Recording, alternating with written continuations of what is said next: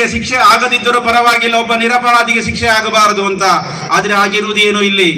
11 ವರ್ಷಗಳ ಕಾಲ ಒಬ್ಬ ನಿರಪರಾಧಿ ಕಾನೂನು ಕಟ್ಟುಕಟ್ಟುಗಳಲ್ಲಿ 6.5 ವರ್ಷ ಜೈಲಲ್ಲಿ ಕೊಳೆಯುವಂತಹ ಸ್ಥಿತಿ ನಿರ್ಮಾಣ ಆಗಿದೆ.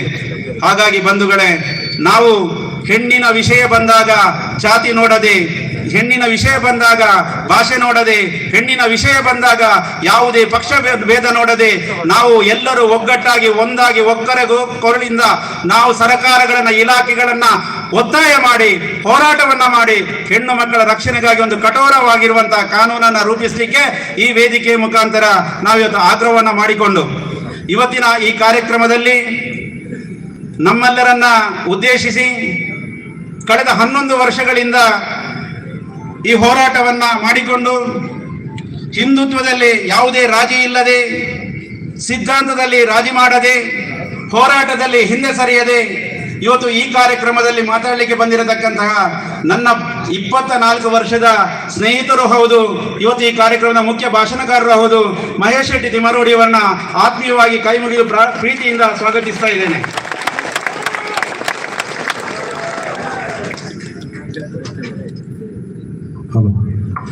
ಶ್ರೀಯುತ ಮಹೇಶ್ ಶೆಟ್ಟಿ ತಿಮ್ಮರೋಡಿ ಅವರಿಗೆ ಚಿದಾನಂದ ಬೈಲಾಡಿಯವರು ಬಂದು ಶಾಲು ಹಾಕಿ ಸ್ವಾಗತಿಸಬೇಕು ಅಂತ ವಿನಂತಿಸ್ತಾ ಇದ್ದೇನೆ.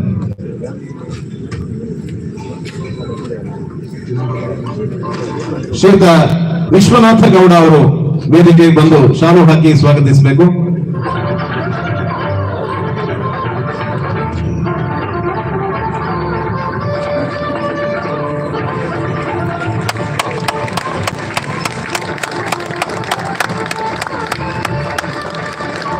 ಎಲ್ಲರೂ ಗಟ್ಟಿಯಾಗಿ ಚಪ್ಪಾಳ ತಟ್ಟಿ ಅವರಿಗೆ ಗೌರವವನ್ನು ಸಲ್ಲಿಸೋಣ.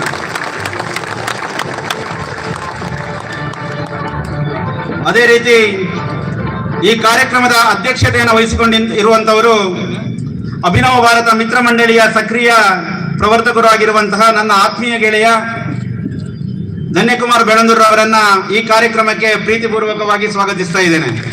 ಶ್ರೀಯುತ ದಿನೇಶ್ ಜಾಗರಣ ವೇದಿಕೆಯ ದಿನೇಶ್ ಅವರು ಬಂದು ಧನ್ಯಕುಮಾರ್ ಬೆಳಂದೂರು ಇವರಿಗೆ ಶಾಲು ಹಾಕಿ ಸ್ವಾಗತಿಸಬೇಕು ಅಂತ ವಿನಂತಿಸ್ತಾ ಇದ್ದೇನೆ.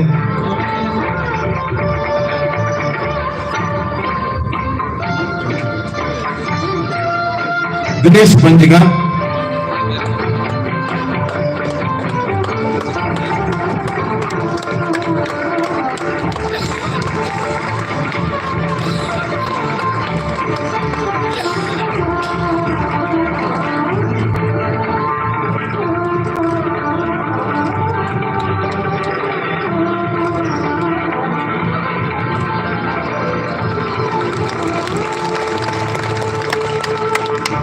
ಅದೇ ರೀತಿ ಕಳೆದ 11 ವರ್ಷಗಳಿಂದ ಸಂತೋಷ್ ರಾವ್ ನಿರಪರಾಧಿ ಎಂದು ನ್ಯಾಯಾಲಯದಲ್ಲಿ ಹೋರಾಟವನ್ನು ಮಾಡಿರತಕ್ಕಂತಹ ನ್ಯಾಯವಾದಿಗಳು ಯಾವುದೇ ಪ್ರತಿಫಲ ಅಪೇಕ್ಷೆ ಇಲ್ಲದೆ ನಿಸ್ವಾರ್ಥತೆಯಿಂದ ನ್ಯಾಯಕ್ಕಾಗಿ ತನ್ನ 11 ವರ್ಷಗಳ ಕಾಲ ಕೇಸನ್ನು ನಡೆಸಿರತಕ್ಕಂತಹ ಈ ನ್ಯಾಯವಾದಿಗಳಾಗಿರತಕ್ಕಂತಹ ಮೋಹಿತ್ ಅವರಿಗೆ ಸರ್, ನಿಮಗೆ ಈ ಕಾರ್ಯಕ್ರಮಕ್ಕೆ ಪ್ರೀತಿಪೂರ್ವಕ ಸ್ವಾಗತವನ್ನ ಕೇಳ್ಕೊಳ್ತಾ ಇದ್ದೇನೆ.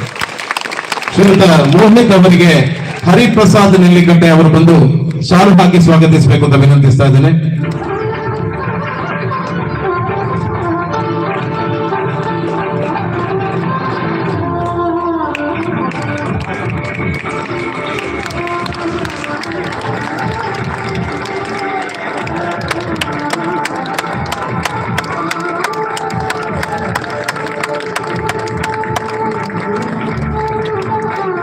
ಇನ್ನೊಬ್ರು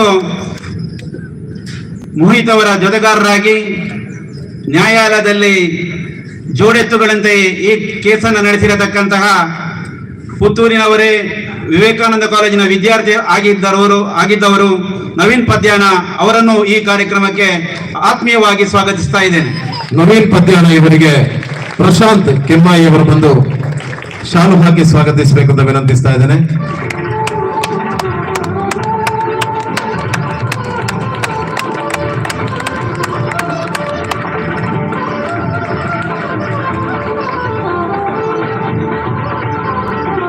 ಅದೇ ರೀತಿ ಈ ಕಾರ್ಯಕ್ರಮದ ಕೇಂದ್ರ ಬಿಂದು ನಮಗೆಲ್ಲ ತಾಯಿ ಸ್ವರೂಪರು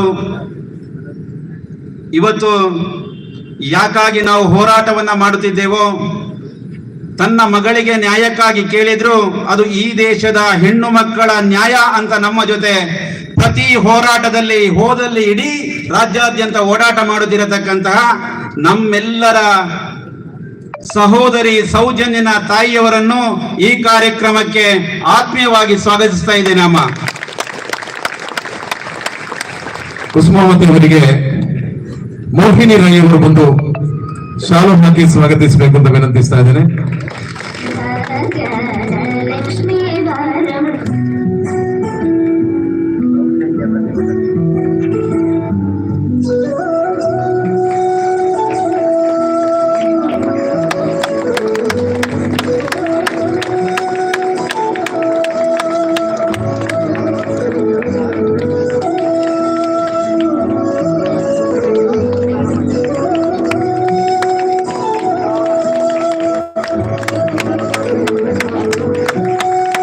ಅದೇ ರೀತಿ ಈ ಕಾರ್ಯಕ್ರಮದಲ್ಲಿ ಈ ದೇಶದ ಸಂಸ್ಕೃತಿಯ ಉಳಿವಿಗಾಗಿ ಹುಟ್ಟಿಕೊಂಡಿರತಕ್ಕಂತಹ ರಾಷ್ಟ್ರೀಯ ಸ್ವಯಂ ಸೇವಕ ಸಂಘದ ಹಿರಿಯರಿದ್ದೀರಿ, ಕಾರ್ಯಕರ್ತರಿದ್ದೀರಿ, ಧಾರ್ಮಿಕ ಸಂಘಟನೆಯಾಗಿರತಕ್ಕಂತಹ ವಿಶ್ವ ಹಿಂದೂ ಪರಿಷತ್ತಿನ ಪದಾಧಿಕಾರಿಗಳು, ಕಾರ್ಯಕರ್ತರಿದ್ದೀರಿ, ಜಾಗರಣ ವೇದಿಕೆಯ ಪದಾಧಿಕಾರಿಗಳು, ಕಾರ್ಯಕರ್ತರಿದ್ದೀರಿ, ಅನ್ಯಾನ್ಯ ಸಂಘಟನೆಯ ಜವಾಬ್ದಾರಿ ಹೊತ್ತಂತಹ ಪ್ರಮುಖರಿದ್ದೀರಿ, ರಾಜಕೀಯ ಇರತಕ್ಕಂಥ ಎಲ್ಲ ರಾಜಕೀಯ ಪಕ್ಷಗಳ ಪದಾಧಿಕಾರಿಗಳು ಪ್ರಮುಖರಿದ್ದೀರಿ. ಅದೇ ರೀತಿ ಬೇರೆ ಬೇರೆ ಜಾತಿ ಸಂಘಟನೆಗಳ ಪದಾಧಿಕಾರಿಗಳು, ಕಾರ್ಯಕರ್ತರಿದ್ದೀರಿ. ನಿಮ್ಮನ್ನೆಲ್ಲರನ್ನ ಈ ಕಾರ್ಯಕ್ರಮಕ್ಕೆ ಪ್ರೀತಿಪೂರ್ವಕ ಸ್ವಾಗತಿಸಿಕೊಂಡು ಸೇರಿರತಕ್ಕಂತಹ ಎಲ್ಲ ಸಜ್ಜನ ಬಂಧುಗಳನ್ನ ಅತ್ಯಂತ ಪ್ರೀತಿಪೂರ್ವಕವಾಗಿ ಕೈ ಮುಗಿದು ಪ್ರಾರ್ಥನೆಯನ್ನು ನಿಮಗೆ ಸ್ವಾಗತವನ್ನ ಕೋರಿಕೊಂಡು, ಅದೇ ರೀತಿ ಮಾಧ್ಯಮದ ಮಿತ್ರರಿಗೂ ಸ್ವಾಗತವನ್ನ ಕೋರಿಕೊಂಡು ನನ್ನ ಮಾತುಗಳಿಗೆ ಪೂರ್ಣ ವಿರಾಮ ನೀಡುತ್ತೇನೆ. ಭಲೋ ಭಾರತ್ ಮಾತಾ ಕಿ ಜೈ, ಭಲೋ ಭಾರತ್ ಮಾತಾ ಕಿ ಜೈ, ಭಲೋ ಭಾರತ್ ಮಾತಾ ಕಿ ಜೈ. ಬಂದಿರುವಂತಹ ಎಲ್ಲ ಬಂಧುಗಳನ್ನ ಮತ್ತೊಮ್ಮೆ ಸ್ವಾಗತಿಸ್ತಾ ಇದೀಗ ಪ್ರಸ್ತಾವನೆಯ ಮಾತುಗಳನ್ನಾಡಿದಂತಹ ದಿನೇಶ್ ಕುಮಾರ್ ಜೈನ್ ಅವರನ್ನು ಕೂಡ ಈ ಕಾರ್ಯಕ್ರಮಕ್ಕೆ ಸ್ವಾಗತಿಸ್ತಾ ಇದ್ದೇನೆ. ವೇದಿಕೆಯಲ್ಲಿ ದೀಪ ಪ್ರಜ್ವಲನೆಯನ್ನ ಮಾಡಿ ಭಾರತ ಮಾತೆಗೆ ಪುಷ್ಪಾರ್ಚನೆಯನ್ನ ಗೈದು ಈ ಕಾರ್ಯಕ್ರಮವನ್ನ ಅಧಿಕೃತವಾಗಿ ಉದ್ಘಾಟನೆಗೊಳಿಸಬೇಕು ಅನ್ನುವಂತ ಮನವಿಯನ್ನು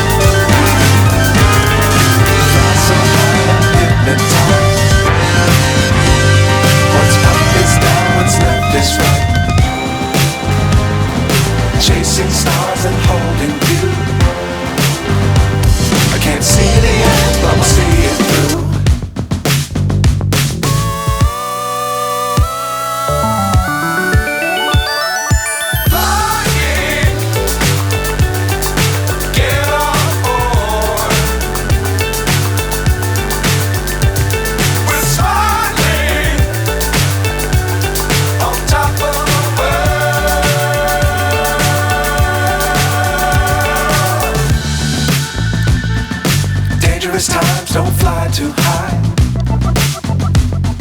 Be sure to keep the ground in sight. Fly forever if you keep it tight. Love the world, but keep the sky on your mind.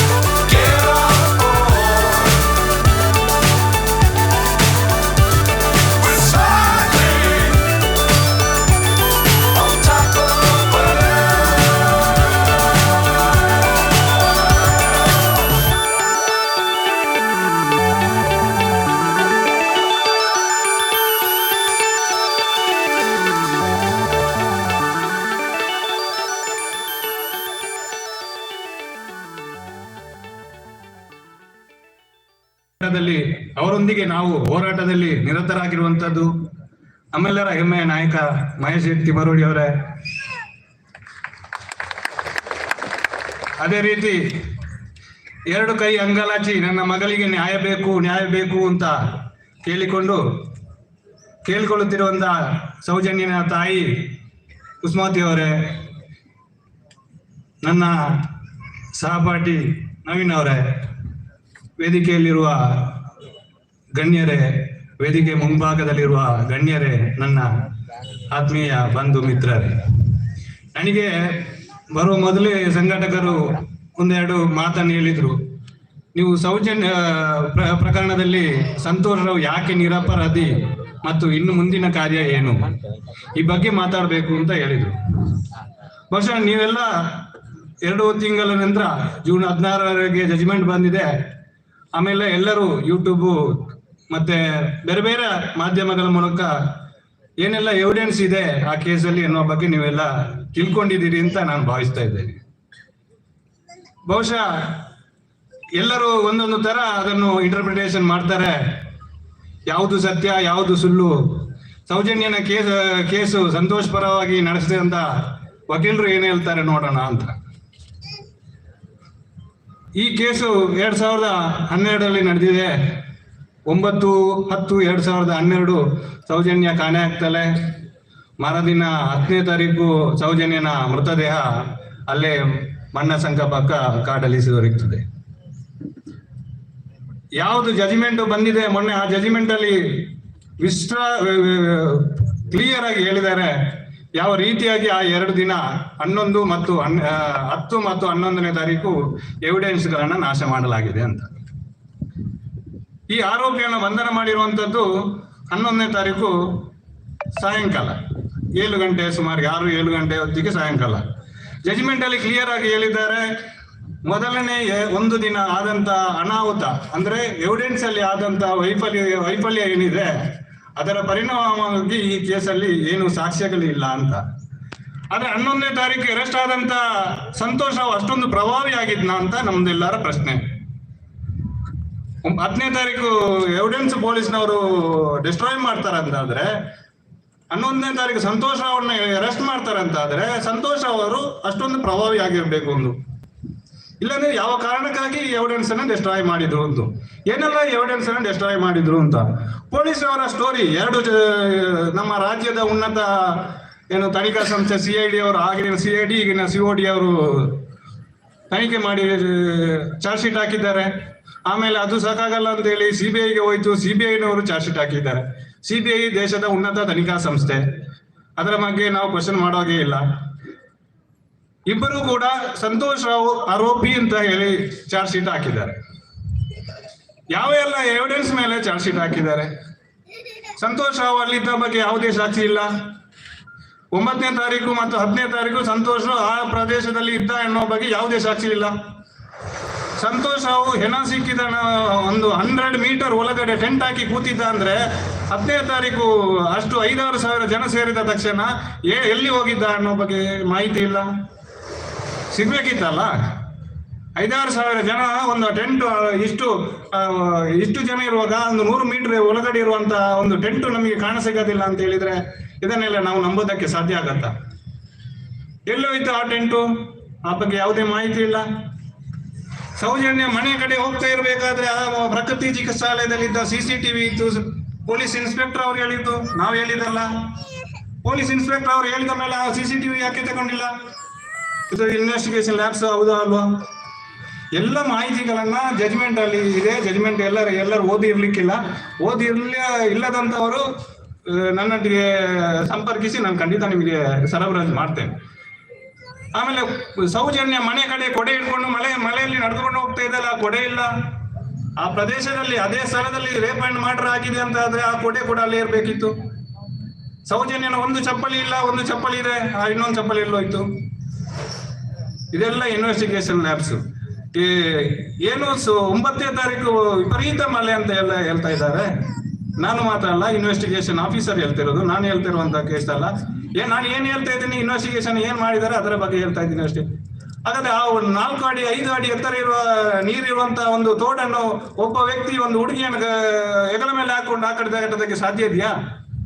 ಆ ತರ ಸಾಧ್ಯ ಇದ್ದ ಪಕ್ಷದಲ್ಲೂ ಆಕೆ ಉಗುರುಗಿನಿಂದ ಈ ತರ ಮೈ ಮೇಲೆ ಗಾಯಗಳಾಗೋದಿಲ್ವಾ? ಎಲ್ಲ ಪ್ರಶ್ನೆಗಳನ್ನು ನಾವು ಇನ್ವೆಸ್ಟಿಗೇಷನ್ ಅವರೊಟ್ಟಿಗೆ ಕೇಳಬೇಕಾಗಿದೆ. ಯಾವುದೇ ಆನ್ಸರ್ಗಳಿಲ್ಲ ಈ ಪ್ರಶ್ನೆಯನ್ನು. ನಾನು ಆಲ್ರೆಡಿ ಕೇಳಾಗಿದೆ, ನೀವು ಕೇಳಬೇಕಾಗಿರುವಂತದ್ದು.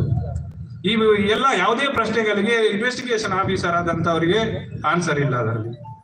ಅದು ಇನ್ನೊಬ್ರು ಯೋಗೀಶ್ ಇನ್ಸ್ಪೆಕ್ಟರ್ ಹೇಳಿದಾಗ ಭಾಸ್ಕರ್ ರೈ ಅವರಿಗೆ ಹೇಳ್ತಾರೆ, ಭಾಸ್ಕರ್ ರೈ ಅವರು ಹೇಳಿದಾಗ ರುದ್ರಮುನಿಗೆ ಹೇಳ್ತಾರೆ.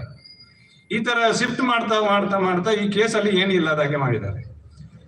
6 ಗಂಟೆಗೆ ಪೋಸ್ಟ್ ಮಾರ್ಟಮ್ ಸ್ಟಾರ್ಟ್ ಆಗುತ್ತೆ. 6 ಗಂಟೆಗೆ ಪೋಸ್ಟ್ ಮಾರ್ಟಮ್ಗೆ ಬಾಡಿ ಹೋಗುತ್ತೆ. 7 ಗಂಟೆಗೆ ಸ್ಟಾರ್ಟ್ ಮಾಡ್ತಾರೆ. ಡಾಕ್ಟರ್ ಹೇಳ್ತಾರೆ ಬೆಳಕಿನ ವ್ಯವಸ್ಥೆ ಸಮರ್ಪಕವಾಗಿ ಇಲ್ಲ ಅಂತ. ಯಾವ ಕಾರಣಕ್ಕಾಗಿ ಬೆಳಕಿನ ವ್ಯವಸ್ಥೆ ಇಲ್ಲದಾಗ ನೀವು ಪೋಸ್ಟ್ ಮಾರ್ಟಮ್ ಮಾಡಿದ್ರಿ? ವಿವರಿಸ್ಬೇಕಲ್ಲ. ಪೋಸ್ಟ್ ಮಾರ್ಟಮ್ ಮಾಡಿದಂತ ಡಾಕ್ಟರ್ ಹೇಳ್ತಾರೆ ಈ ಕೃತ್ಯ ಒಬ್ಬನಿಂದ ಆಗುವಂತದ್ದಲ್ಲ, ಒಬ್ಬರಿಗಿಂತ ಜಾಸ್ತಿ ಜನ ಇದರಲ್ಲಿ ಇನ್ವಾಲ್ವ್ ಆಗಿದ್ದಾರೆ ಅಂತ ಪೋಸ್ಟ್ ಮಾರ್ಟಮ್ ಮಾಡಿರುವಂತ ಆದಮ್ ಅವರು ಹೇಳ್ತಾರೆ. ಯಾರು ಹಾಗಾದ್ರೆ ಇನ್ನು ಉಳಿದಿರುವಂತವ್ರು? ಸಂತೋಷ 10 ಜನ ಯಾರು ಬಂದವರು ಹೇಳ್ಬೇಕಲ್ಲ. ಪೋಸ್ಟ್ ಮಾರ್ಟಮ್ ಮಾಡೋ ಸಂದರ್ಭದಲ್ಲಿ ಆಕೆ ಅನ್ಡೈಜೆಸ್ಟೆಡ್ ಫುಡ್, ಮನೆಯವರು ಹೇಳ್ತಾರೆ ಅವರು ಮನೆಗೆ ಬೆಳಿಗ್ಗೆ ಉಪವಾಸ ಹೋಗಿದ್ದಾಳೆ, ಮನೆಯಲ್ಲಿ ಹೊಸ ಅಕ್ಕಿ ಊಟ ಇದೆ ಅಂತ ಮನೆಗೆ ಬರ್ತೇನೆ ಅಂತ ಹೇಳಿದ್ದಾಳೆ. ಹಾಗಾದ್ರೆ ಅನ್ಡೈಜೆಸ್ಟೆಡ್ ಫುಡ್ ಎಲ್ಲೋಯ್ತು? ಯಾಕೆ ಇವರು FSLಗೆ ಕಳಿಸ್ಲಿಲ್ಲ? ಅನ್ಡೈಜೆಸ್ಟೆಡ್ ಫುಡ್ ಕಲೆಕ್ಟ್ ಮಾಡಿ FSL ಕಳಿಸುವ ಜವಾಬ್ದಾರಿ ಯಾರ್ದಿತ್ತು? ಸಂತೋಷ್ ರಾವ್ದಿತ್ತ? ಇದೆಲ್ಲ ಕೇಳ್ಬೇಕಾದಂತ ಪ್ರಶ್ನೆ. ಎಲ್ಲ ತರತುರಿಯಲ್ಲಿ ಮಾಡಿ ಯಾವಾಗ ಆಕೆಯ ಅಂಡರ್ವೇರ್ ಕೂಡ ಅಂಡರ್ ಗಾರ್ಮೆಂಟ್ಸ್ ಏನಿದೆ ಅದನ್ನು ಮನೆಯಿಂದ ತರ್ತಾರೆ.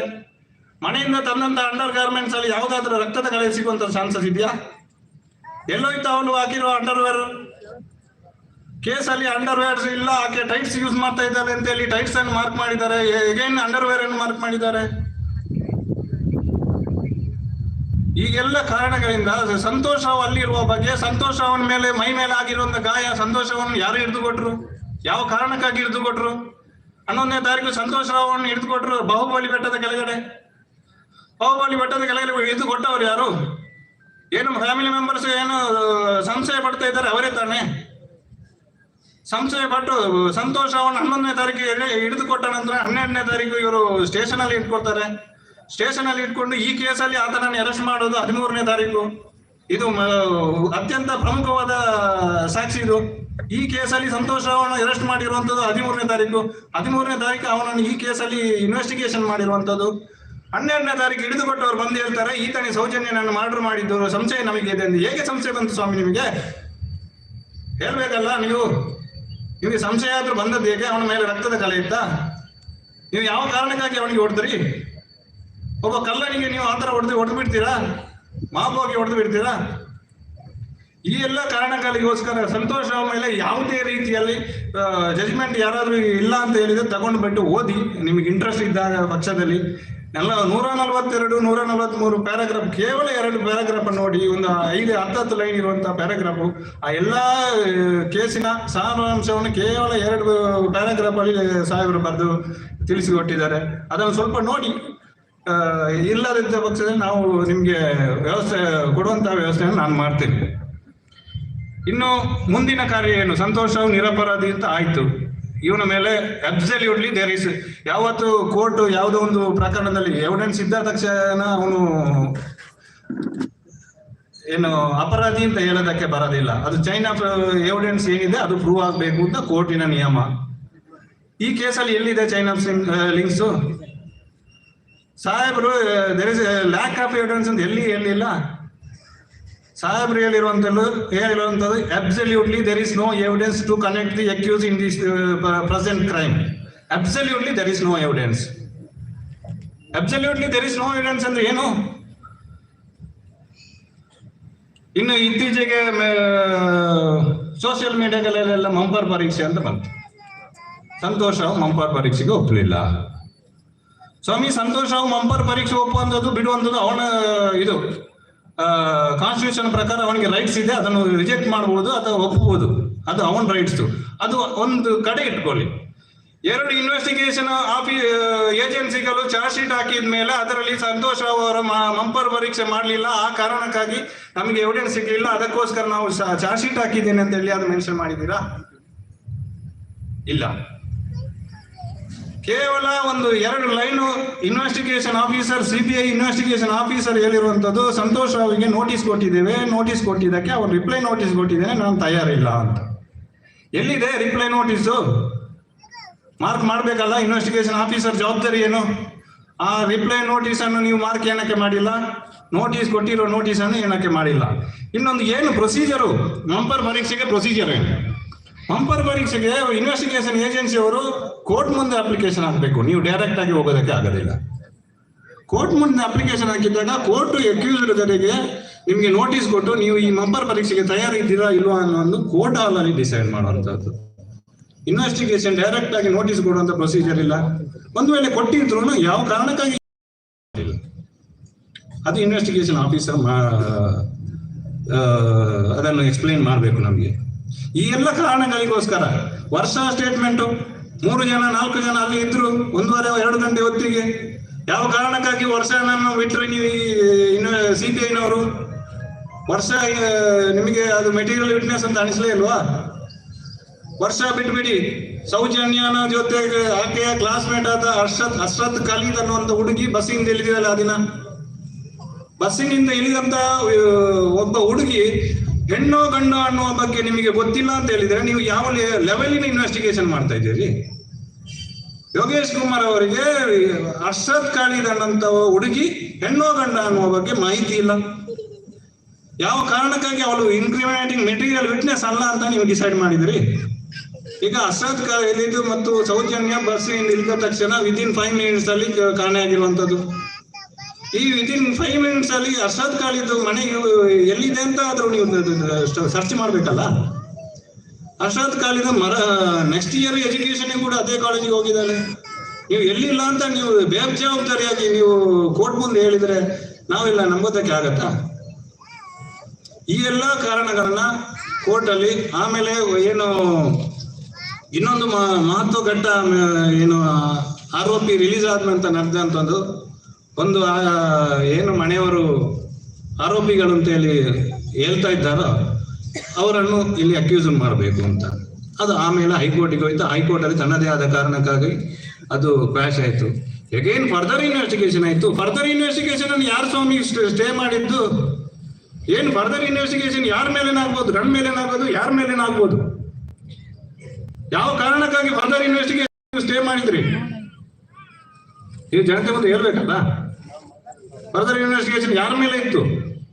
ಯಾರ ಮೇಲೇನು ಇರಲಿಲ್ಲ. ಪರ್ಟಿಕ್ಯುಲರ್ ಆಗಿ ಫರ್ದರ್ ಇನ್ವೆಸ್ಟಿಗೇಷನ್ ಇದ್ದಿದ್ದು ಯಾರಾದ್ರೂ ಬೇರೆಯವರು ಇದ್ರೆ ಇನ್ವಾಲ್ವ್ ಆಗಿದ್ರೆ ಅದನ್ನು ಇನ್ವೆಸ್ಟಿಗೇಷನ್ ಮಾಡಿ ಅಂತ ಇದ್ದಿದ್ದು. ಈ ಎಲ್ಲ ಕಾರಣಗಳಿಂದಾಗಿ ಈತನ ಜೊತೆ ಆಮೇಲೆ ಮಣ್ಣು ಈತನ ಎವಿಡೆನ್ಸ್, ಅಕ್ಯೂಸ್ಡ್ ಎವಿಡೆನ್ಸ್ ನೋಡಿ. ಅಕ್ಯೂಸ್ಡ್ ಹಿಡಿದ ತಕ್ಷಣ ಆತನ ಕೈಯಲ್ಲಿ ಒಂದು ಬ್ಯಾಗ್ ಇಟ್ಕೊಂಡಿದ್ದ. ಆ ಬ್ಯಾಗ್ ಅನ್ನು ಇವರು ಅಲ್ಲಿ ಸೀಜೆ ಮಾಡೋದಿಲ್ಲ. ಬ್ಯಾಗ್ ಅಲ್ಲಿ ಇದ್ದಂತ ಜಪಮಾಲೆ, ಅವನದೊಂದು ಜಪಮಾಲೆ, ಅದರೊಂದು ದುಡ್ಡು, ಅವನ ಲುಂಗಿ ಎಲ್ಲ ಏನು ಹಿಡಿದವರು ಎವಿಡೆನ್ಸ್ ಬಂದು ಹೇಳ್ತಾರೆ. ಆ ಬ್ಯಾಗ್ ಅಲ್ಲಿ ಬಟ್ಟೆ ಇತ್ತು, ಜಪಮಾಲೆ ತೋರಿಸಿದ್ದ. ನಾನು ಸುಬ್ರಹ್ಮಣ್ಯಕ್ಕೆ ಹೋಗಿದ್ದೆ, ಸುಬ್ರಹ್ಮಣ್ಯದಿಂದ ಧರ್ಮಸ್ಥಳಕ್ಕೆ ಬಂದಿದ್ದೇನೆ, ಧರ್ಮಸ್ಥಳದಿಂದ ನಾನು ಮನೆಗೆ ಹೋಗುವ ಸಂದರ್ಭದಲ್ಲಿ ನನ್ನನ್ನು ಹಿಡಿದಿದ್ದಾರೆ ಅಂತ. ಹಾಗಾದ್ರೆ ಆ ಬ್ಯಾಗು ಕಾಡೊಳಗೆ ಹೇಗೆ ಹೋಯ್ತು? ನೀವು ಮಾಬ್ ಆಗಿ ಅಟ್ಯಾಕ್ ಮಾಡಿ ಹಿಡಿದಂತ ಒಬ್ಬ ವ್ಯಕ್ತಿಯಲ್ಲಿದ್ದ ಬ್ಯಾಗು ಕಾಡೊಳಗೆ ಹೇಗೆ ಹೋಯ್ತು? ಅದು ಯಾರು ತಗೊಂಡೋದ್ರು ಹೇಳ್ಬೇಕಲ್ಲ ಇನ್ವೆಸ್ಟಿಗೇಷನ್ ಆಫೀಸರು.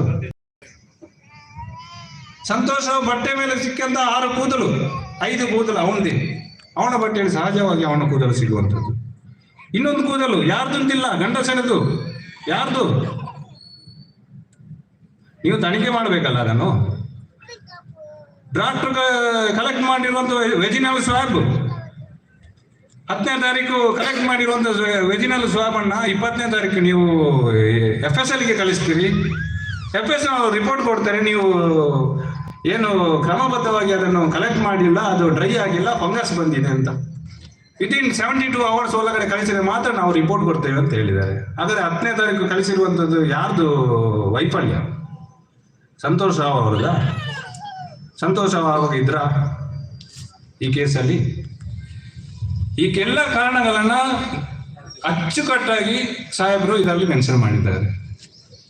ಆಮೇಲೆ ಸಾಹೇಬ್ ಇನ್ನೊಂದು 136 ಪ್ಯಾರಾಗ್ರಾಫ್ ಅಲ್ಲಿ ಕೂಡ ಹೇಳಿದ್ದಾರೆ, ಏನು ಮನೆಯವರು ಹೇಳ್ತಾ ಇದ್ದಾರೆ 3 ಜನರ ಹೆಸರನ್ನ ಅವರ ಬಗ್ಗೆ ನೀವು ಯಾವುದೇ ತನಿಖೆ ಮಾಡಲಿಲ್ಲ ಅಂತ. ನಾನು ಹೇಳಿದಲ್ಲ, 136ನೇ ಪ್ಯಾರಾಗ್ರಾಫ್ ಅಲ್ಲಿ 136 ಪ್ಯಾರಾಗ್ರಾಫ್ ಅಲ್ಲಿ ಸಾಹೇಬ್ ಹೇಳಿರುವಂಥದ್ದು, ನೀವು ಅವರನ್ನು ತನಿಖೆ ಮಾಡುವಲ್ಲಿ ಯಾವುದೇ ಪ್ರಯತ್ನ ಪಡಲಿಲ್ಲ. ಆದರೆ ಈ ಸಂತೋಷ್ ರಾವ್ ಅನ್ನುವಂಥ ಒಬ್ಬ ಅಮಾಯಕ, ಏನೂ ಗೊತ್ತಿಲ್ಲ ಆತನಿಗೆ. ಆತ ನನ್ನೊಂದಿಗೆ ಮಾತಾಡಿದಂಥ ಸಂದರ್ಭದಲ್ಲಿ ಹೇಳ್ತಾ ಇರುವಂಥದ್ದು, ನನಗೆ ಜೈಲಿಗೆ ಹೋಗುವಲ್ಲವರಲ್ಲಿ ನನಗೆ ಆ ಸ್ಥಳದಲ್ಲಿ ಆ ಥರ ಒಂದು ಘಟನೆ ನಡೀತಿದೆ ಅಂತ ಗೊತ್ತಿಲ್ಲ ನನಗೆ ಅಂತ. ಜೈಲಿಗೆ ಹೋಗುವಲ್ಲರು ಇಂಥ ಅಮಾಯಕರನ್ನು ಯಾವುದೋ ಒಬ್ಬ ಬಂದವನನ್ನು ಇಟ್ಕೊಂಡು ಬಂದು ನೀವು ಸ್ಟೇಷನ್ಗೆ ಹ್ಯಾಂಡ್ ಓವರ್ ಮಾಡಿ, ಅದೇ ವ್ಯಕ್ತಿಯನ್ನ ಈ ಕೇಸಲ್ಲಿ ನೀವು ಚಾರ್ಜ್ ಶೀಟ್ 2 ಏಜೆನ್ಸಿಗಳು, ಉನ್ನತ ತನಿಖಾ ಸಂಸ್ಥೆ, ನಮ್ಮ ದೇಶದ ಉನ್ನತ ತನಿಖಾ ಸಂಸ್ಥೆಯವರು ಮಾಡ್ತೀರಂದ್ರೆ ಇದಕ್ಕಿಂತ ಬರಗೆಟ್ಟ ಇನ್ವೆಸ್ಟಿಗೇಷನ್ ಆಫೀಸರ್ ಏಜೆನ್ಸಿ ಬೇಕಾ ನನಗೆ?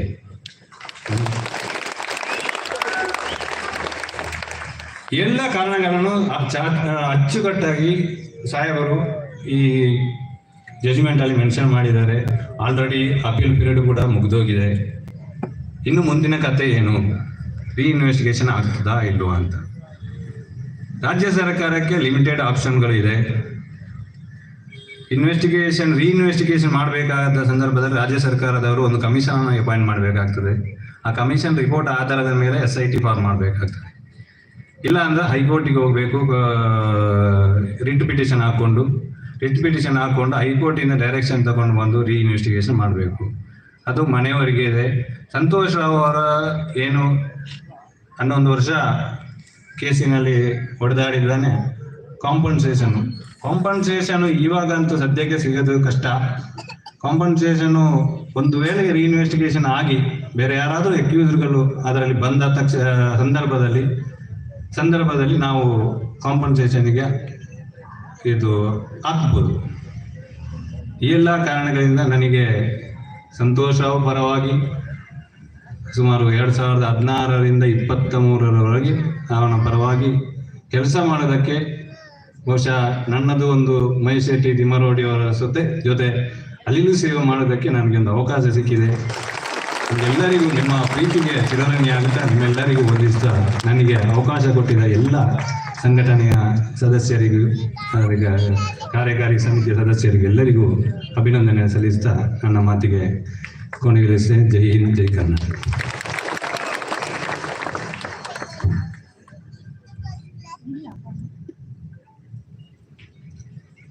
ಯಾರೋ ಮಾಡಿದ ತಪ್ಪಿಗೆ ತನ್ನ ಜೀವನವನ್ನ ಜೈಲಿನಲ್ಲಿ ಕಳೆದಂಥ ನಿರ್ದೋಷಿ ಸಂತೋಷ್ ರವರ ವಿಚಾರವಾಗಿ ನಡೆದ ಕಾನೂನು ಸಮರದ ಇಂಚಿಂಚು ಮಾಹಿತಿಯನ್ನು ತೆರೆದಿಟ್ಟಂತಹ ನ್ಯಾಯವಾದಿಗಳಾದಂತಹ ಮೋಹಿತ್ ಅವರಿಗೆ ಕೃತಜ್ಞತೆಯನ್ನು ಸಲ್ಲಿಸ್ತಾ ಇದ್ದೇನೆ. ಇದೀಗ ವೇದಿಕೆಯಲ್ಲಿ ನಮ್ಮ ಜೊತೆ ಉಪಸ್ಥಿತಿಯನ್ನು ಪಡೆದಿರುವಂತಹ ಸಿದ್ಧಾಂತದಲ್ಲಿ ರಾಜಿ ಇಲ್ಲದೆ ಇಟ್ಟ ಹೆಜ್ಜೆಯಿಂದ ಹಿಂದೆ ಸರಿಯದ ಅಚಲ ಹೋರಾಟಗಾರ, ಬದ್ಧತೆ, ಧೈರ್ಯ, ನೇರ ನಡೆನುಡಿಗೆ ಇನ್ನೊಂದು ಹೆಸರೇ ಮಹೇಶ್ ಶೆಟ್ಟಿ ತಿಮ್ಮರೋಡಿ. ಸೌಜನ್ಯಳ ಪರ ನ್ಯಾಯಕ್ಕಾಗಿ ಅವಿಶ್ರಾಂತ ಹೋರಾಟಗೈಯುತ್ತಿರುವ ಹಿಂದುತ್ವದ ಕೇಸರಿ, ಪ್ರಜೆಗಳೇ ಪ್ರಭುಗಳು ಸಾಮಾನ್ಯರೇ ಅಸಾಮಾನ್ಯರು ಎನ್ನುವ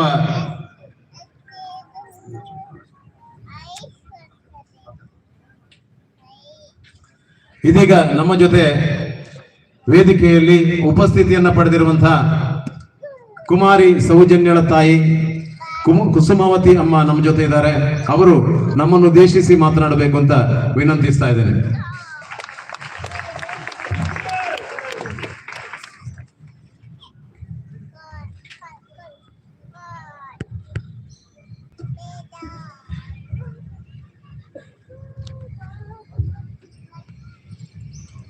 ಮುಲ್ಪ ಮಾತಾ ಸೇರಿದ ಜನಗಳಿಗೆ ಇನ್ನಿನ ಬಾಲ್ಯದ ಹೋರಾಟಗಾರರಿಗೆ ಏನಿನಿ ಮಾತೆರೆಗಳ ಕೈ ಮುಗಿಯೊಂದು ನ್ಯಾಯಕ್ಕೆ ಏನಾರ ಬರ್ತಿದೆ.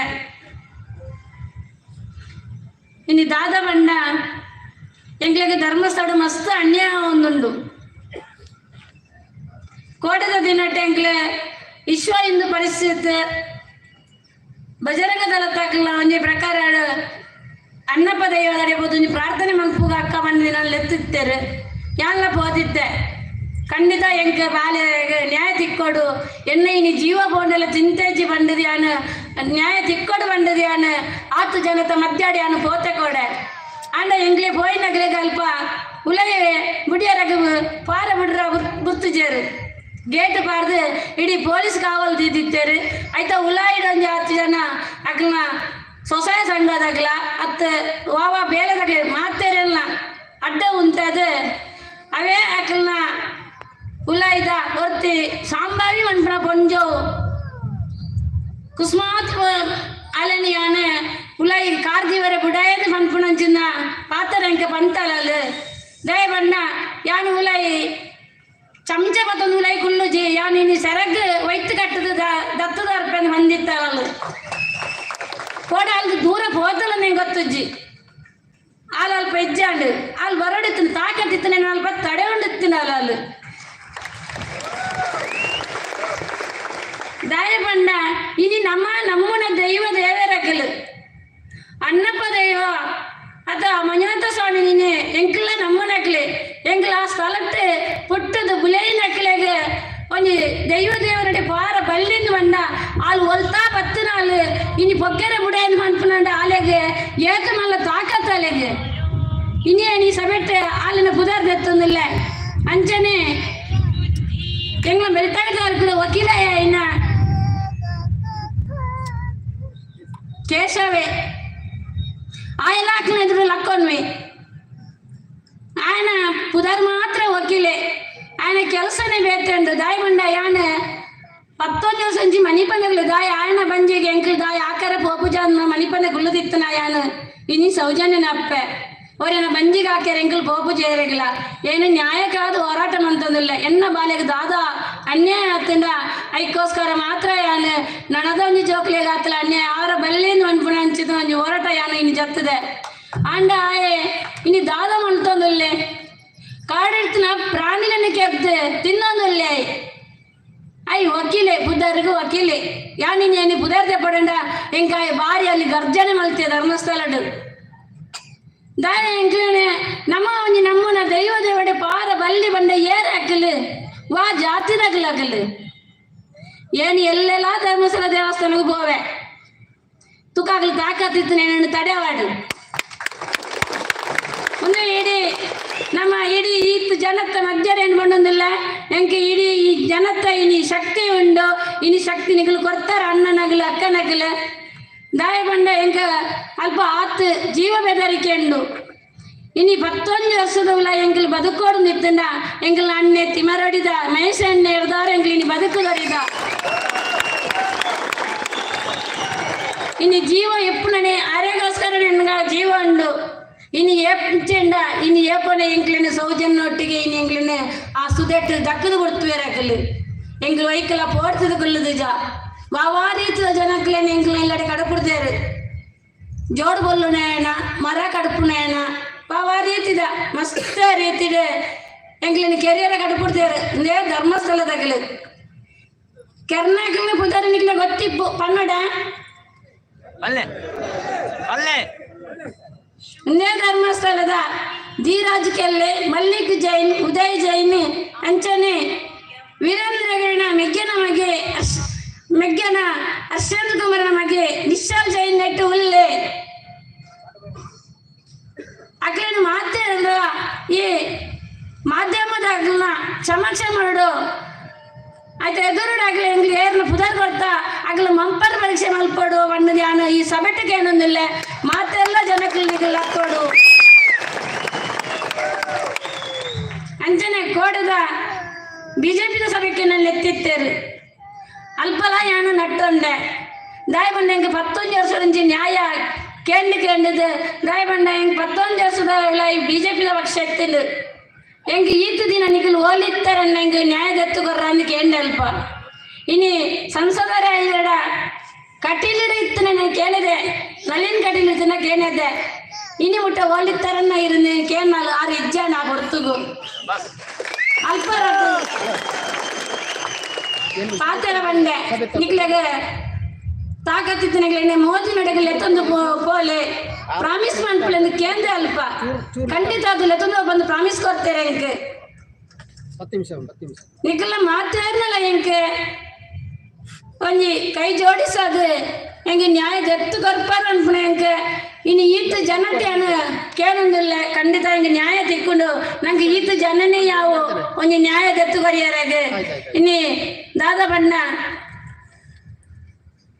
ಎನ್ನ ಇನಿ ಬಾಲೆನು ವವಾರು ಏತಿಡು ಎಂಚೆಂಚ ಬೋಡು ಪಂಡದು ಮಾತೆಲ್ಲ ತಿಂದು ದಕ್ಕದೇರು ಇನಿ ಒಂಜಿ ಬೇನೆ ತಿನ್ನ ಬಾಲೆನು ಇನಿ ವಾರು ಏತಿಡು ಆಯ್ಕೆ ಒಂಜಿ ಬೇನೆ ಒಂದು ಮದಾಲ ಗೊತ್ತು ಜನ ಹೆಂಗಲು ಒಂಜಿ ಪೆಟ್ಟು ಬಾರ್ದನ ಬಾಲತ್ತು 17 ವರ್ಷ ಸಾಂಕನ ಇನಿ ಬಾಲೆನು ಕಾಲಿ 4 ಗಂಟೆ ಮಳದ್ದಾನಿ ಮುಟ್ಟ ಒಂಜಿ ఆయన ఏత శిక్ష కొడుతూ అవు ఏత బుల్తుదన పన్పుడ ఉంది మాతే రక్కనగల మనసుల ఇప్పు ಒಂಜಿ ಬಾಲ ಬುಲಿಪ್ಪುನಂಡ ನಂಗೆ ಜೀವಡಿತ ಬಾಲ ಬುಲ್ತುನ ಎಂಚ ಮನಸ್ಸುಡಪ್ಪುಂಡು ಬಾಲ ಬುಲ್ತೊಂಡು ಅನ್ಪುಡ ಒಂಜಿ ಬೇನೆ ಇಪ್ಪುಂಡು ಅಂಚನ ಬಾಲ ಎನ್ನ ರಾತ್ರಿ ಇಡೀ ಏತ್ ಅಮ್ಮ ನನ್ಕೊಂಜಿ ಅಕ್ಷರ ಲೆತ್ತದಿಪ್ಪು ನಿಖಲಂಜ ಇನ್ನು ಮನಸ್ಸುಡು ಎಣ್ಣೆಯಲ್ಲೇ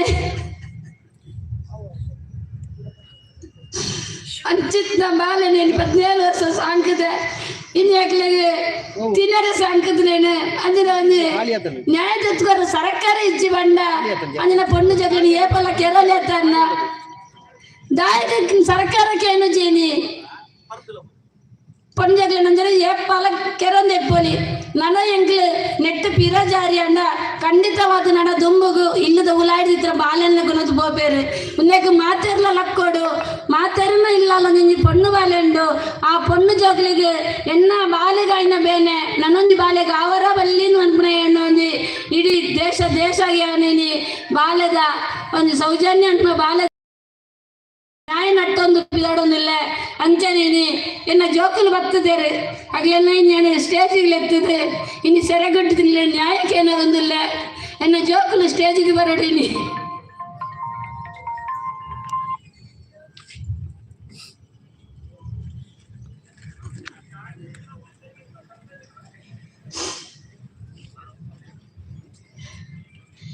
ಕೋಡ ಪೋಯಿನಲ್ಪ ಧೀರಾಜ್ ಕೆಲ್ಲೆ ಮಲ್ಲಿಕ್ ಜೈನ್ ಅಕ್ಕಲ ಮುಸುಂಟು ತುಂಡ ಪಾಪ ಅಕ್ಕಲ ಕೆತ್ತುಜೇರು ದಾಲ ನೇಮಲ್ ತೀಜೇರು ಪ್ರಮಾಣಗೆ ಆಗಲ್ಲ ಆನೆ ಪ್ರಮಾಣಗೆ ಆಗಲ್ಲ ದಾದ ಆನೆ ಪ್ರಮಾಣ ನಗಲೆ ಗೊತ್ತುಜ್ಜಿ ಅಲ್ತಲ ವಾಪಸ್ ಪಣದಿಲ್ಲೇರು ಆನೆ ಪ್ರಮಾಣ ಮಲ್ಪನಾಗ ಸೌಜನ್ಯ ನಮ್ಮ ಪೋರ್ತು ಬಲಿತೇರಿಗೆ ನಮ್ಮ ಪೋರ್ತು ಬಲಿಪುನ ಜನಕ್ಕಿಲತ್ತು ಆನೆ ಪ್ರಮಾಣ ಮಲ್ಪಡಂಡ ಮುಂದೆ ಮಂಜುನಾಥ ದೇವರನ್ನ ಗುಡಿತಲು అయిపోదు ಅವಳು ಅಣ್ಣಪ್ಪ ದೇವರನ್ನ ಗುಡಿ ಉಂಡು ಇಡೀ ವೀರೇಂದ್ರ ಫ್ಯಾಮಿಲಿ ಬರ್ತದೆ ಅಲ್ಪ ಪ್ರಮಾಣ ಉಂಟೋಡು ಎಂಕ್ಲು ಹೋರಾಟದಾಗ್ಲಿ ಏರು ಉಲ್ಲಣ್ಣ ಇನ್ನು ಮೇಸಣ್ಣಿ ಅಕ್ಲಿನ ಕಾರ್ಯಕರ್ತರಿ ಹೋರಾಟಗಾರ ಏರು ಇಲ್ಲರ ಮಾತಾಡಲ್ಲ ಎಂಕ್ಲು ಪಾಪ ಪ್ರಮಾಣ ಅನ್ಪು ಎಂಕ್ಲು ಅಲ್ಪಲ್ಲ ಎಂಕ್ಲಿಗೆ ದಾಲ ಪೋಡಿಗೆಜ್ಜಿ ಪೋರ್ತು ಬಲ್ಪುನಂಚಿನ ಜನಕ್ಕಿಲತ್ತು ಪಂಡದ ಯಾನೇನೆ ನ್ಯಾಯ ನಟ್ಟೋದಿಲ್ಲ ಎಂಗೆ ನ್ಯಾಯ ಕೊರಲಿ ಅಕ್ಕನಾಗ್ಲಿ ಅಣ್ಣನಾಗ್ಲಿ ಮಾತಾಡಲ್ಲ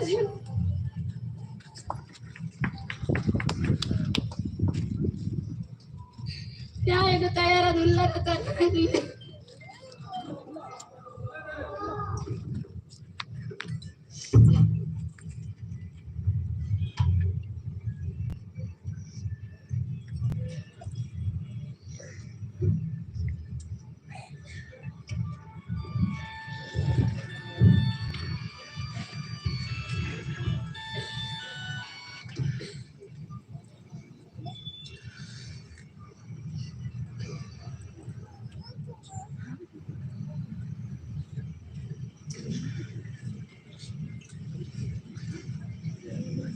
11 ವರ್ಷ ಕಳೆದರೂ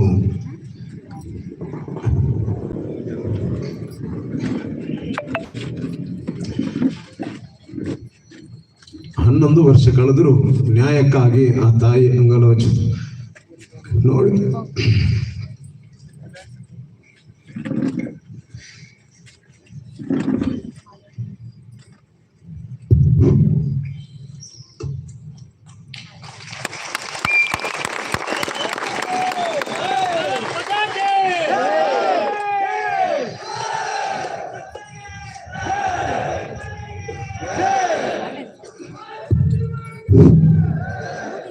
ಪ್ರಥಮ ಮಾಲಿಂಗೇಶ್ವರ ದೇವರ ಚರಣಾವರ ಹಿಂದಕ್ಕೆ ಒಡಮಾಡುತ್ತಾ ವೇದಿಕೆಯಲ್ಲಿರುವಂತಹ ಸಂತ್ರಸ್ತರು, ನಮ್ಮ ಹೆಮ್ಮೆಯ ವಕೀಲರು, ಸಂಘಟನೆಯ ಪದಾಧಿಕಾರಿ ಬಂಧುಗಳೇ, ಸೇರಿದಲ್ಲ ಹೋರಾಟ ಮಿತ್ರರೇ, ವಿಶೇಷವಾಗಿ ಸೌಜನ್ಯ ಸತ್ತು 11 ವರ್ಷ ಆಯಿತು.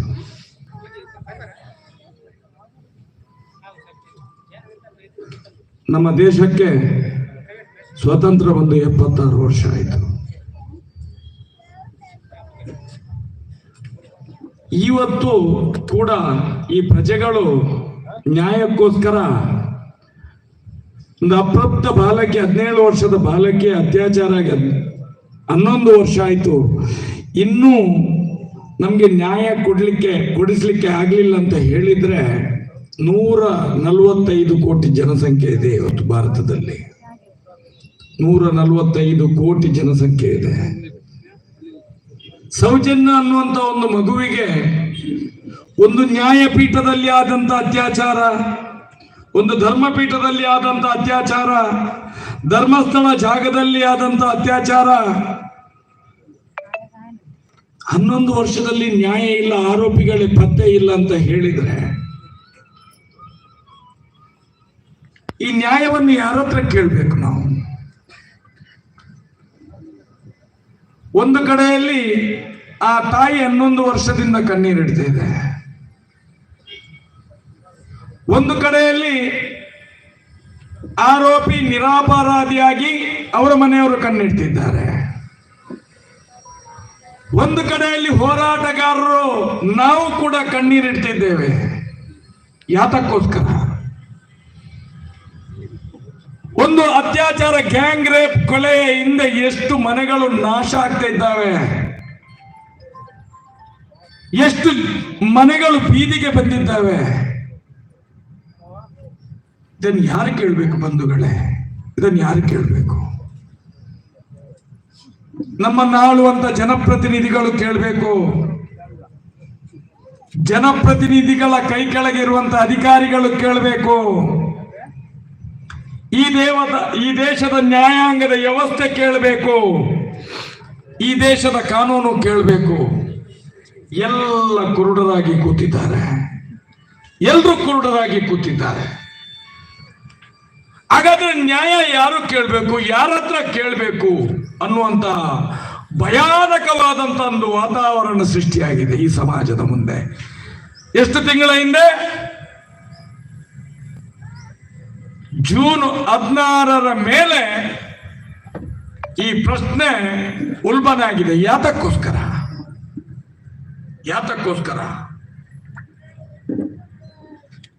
ಯಾವತ್ತು ಸೌಜನ್ಯವನ್ನು ಅತ್ಯಾಚಾರ ಮಾಡಿ ಕೊಲೆ ಮಾಡಿದ ಆರೋಪಿ ಸಂತೋಷ್ ರಾವ್ ಅಂತ ಹೇಳಿ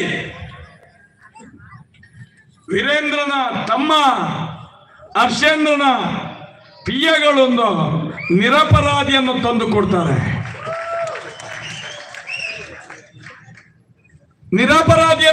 ಕೊಡ್ತಾರೆ. ಪೊಲೀಸ್ನವರ ಕೈಗೆ.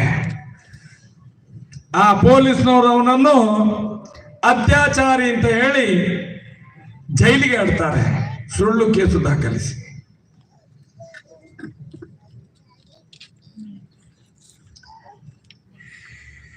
ಆರು ವರ್ಷ ನಿರಂತರ ಜೈಲಿನಲ್ಲಿರ್ತೀವ್ರು ಹುಡುಗ ಸಂತೋಷ್ ರಾವ್. ಆಗ ನನ್ನ ಗುರುಗಳು ನನಗೆ ಹೇಳ್ತಾರೆ, ಶೆಟ್ರೆ ನೀವು ಅನ್ನಪ್ಪನ ಸತ್ಯದ ಕೆಲಸ ಮಾಡ್ತಿದ್ದೀರಿ, ಮಂಜುನಾಥನ ಸತ್ಯದ ಕೆಲಸ ಮಾಡ್ತಿದ್ದೀರಿ. ಆ ಹುಡುಗ ನಿರಪರಾಧಿ, ಅವನನ್ನು ಹೊರಗಡೆ ತನ್ನಿ ಅಂತ ಹೇಳಿ.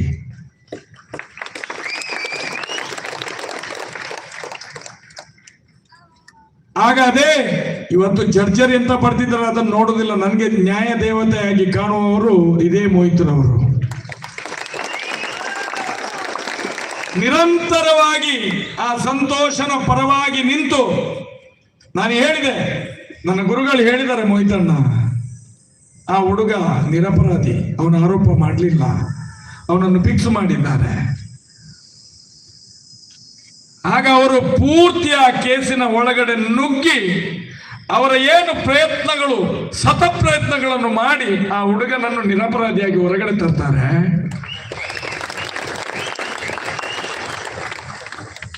ಆ ನಿರಪರಾಧಿ ಹೊರಗಡೆ ಬಂದ ಮೇಲೆ ಈ ಪಾಪಿಗಳು ಯಾರು ಅಂತ ಇನ್ನು ಹುಡುಕ್ಲಿಕ್ಕಿರುವುದು. ಆರೋಪಿಗಳು ಯಾರು, ಆರೋಪಿಗಳನ್ನು ರಕ್ಷಣೆ ಮಾಡಿದವರು ಯಾರು, ಅದರ ಹಿಂದಗಡೆ ಇರುವಂತ ಕಾಮಂದರುಗಳು ಯಾರು ಅಂತ ಹೇಳಿ